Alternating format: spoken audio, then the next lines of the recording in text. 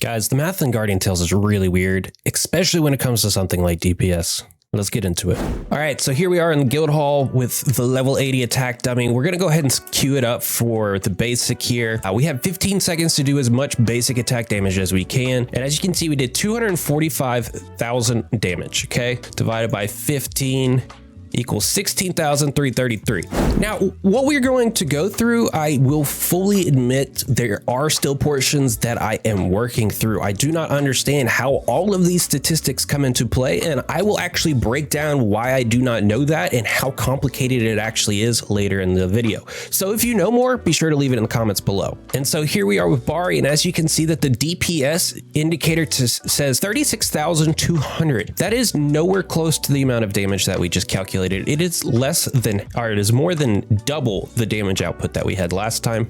Now, before we get too much further and we start a riot right there, it is important to note that this attack dummy does have a defense of 200. And we know that because our Korean brother in Lord Smiley let us know. As you can see on screen, he has an entire breakdown of how he calculated the defense of this unit, how defense itself affects the outcome of damage, and as a result, we could have projected that we would have done about a third of our DPS, which we did more than a third of, but less than half of. Now, the good news is that for Bari, it actually came out pretty close to what you would expect, but I ran this test across multiple characters to see if that held true. So here we can see that I did some basic tests with just about everyone that I could find here, switching out different weapons, blah, blah, blah. And basically I wanted to see if I could calculate the damage that we would expect without using crits. With Aoba, it was about 53,000. And what we expected based off the DPS was about 1,300, which is a modifier of 2.45 with it crits included is this. Now, this seems fairly consistent here, right? But then we get into someone like Lorraine. Lorraine, no matter how many times I did it, came out to the exact DPS of 8928, which is a 3 times modifier of the DPS, which is exactly as prescribed to us by the damage reduction calculation of defense. Everybody else had significant modifiers that were attached to it that goes into the overall calculation of what DPS actually is. So when you look at the DPS and you know the opponent's defense, just know that it doesn't always equate to that. And why do we see such gigantic changes from something like getting an insane boost on Tinny of 1.9 all the way to Future Princess going all the way to a 4, which is bad, by the way? It's because these status effects that come into existence are then multiplicative against attack speed.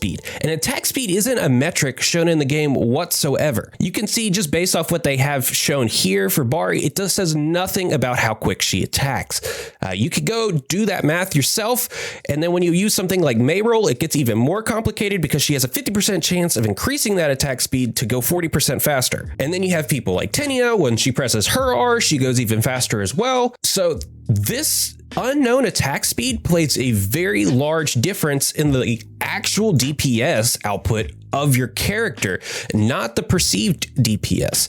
We can actually calculate the perceived DPS of a champion using this formula shown here. And as you can see with the statistics that are shown in Bari, the math basically lines up. Now, there are a few things that change the differentials between this. Things like the earth attack, the critical hit chance, defense, damage reduction, and the DPS itself. They are all rounded numbers affected by other rounded numbers in things like your weapon breakdown, character awakening status. These things can go down to a very, very small decimal percentage, and then they show you the rounded mark, and then they times it by the rounded mark. That's the best that I've come out with. And as you can see by everything I'm working on here, I am trying really hard to get to a place to where I can come back here and offer you a much better perspective on the actual damage outcome. And I'm pretty close to being able to reveal some of that statistics and exactly how the weapon modifiers affect the perceived damage outcome.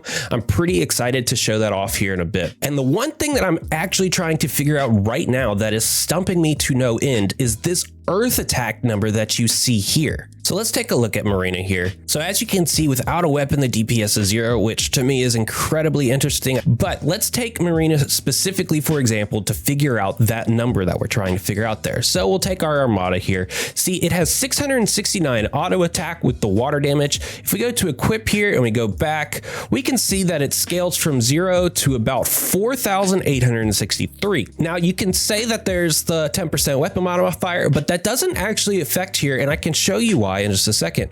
So we have that. Let's switch it out to another one of 500 water attack here. We go into here and we see that it's 3,634. If we do that across every single weapon that we have on screen here, we get something that looks similar to this. See?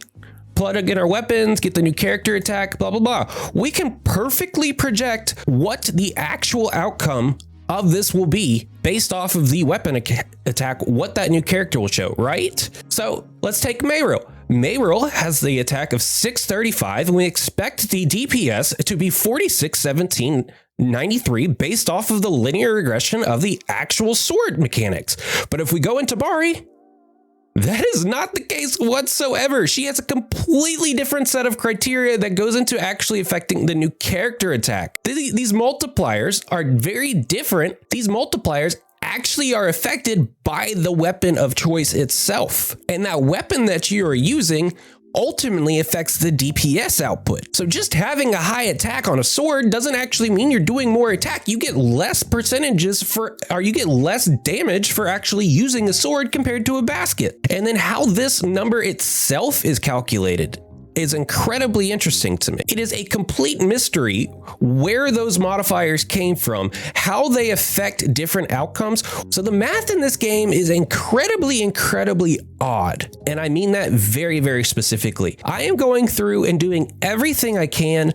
I do have an analytical background. I am doing everything I can to make projectable systems based off of who you're fighting, do outcome simulations of different teams, things of that nature, recommend who exactly in your box would be worth putting into these things, and creating these sorts of tools for the community.